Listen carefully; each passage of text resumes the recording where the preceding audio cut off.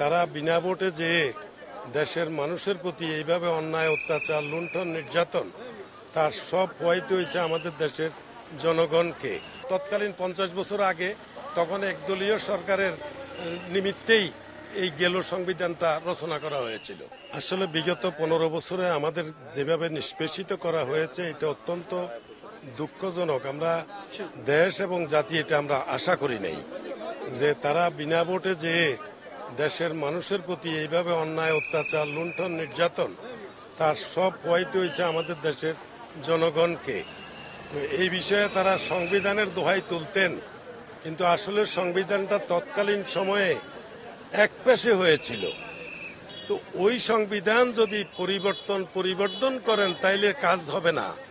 এই সংবিধানকে আপনার পুনর্লিখনের মাধ্যমে নিরপেক্ষ লোকের মাধ্যমে অন্তর্বর্তীকালীন সরকারের দায়িত্ব হলো আপনার এই সংবিধান রচনা করা এবং লেখা।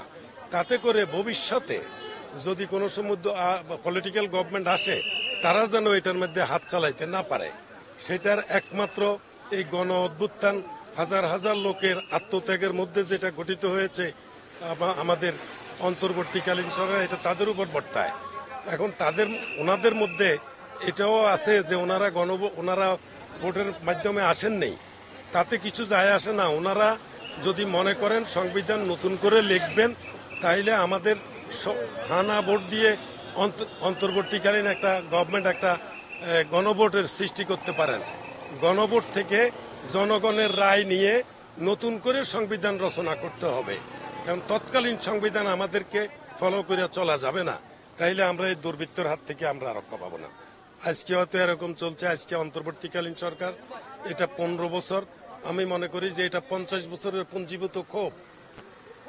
তৎকালীন 50 বছর আগে তখন একদলীয় সরকারের নিমিত্তেই এই গেল সংবিধানটা রচনা করা হয়েছিল।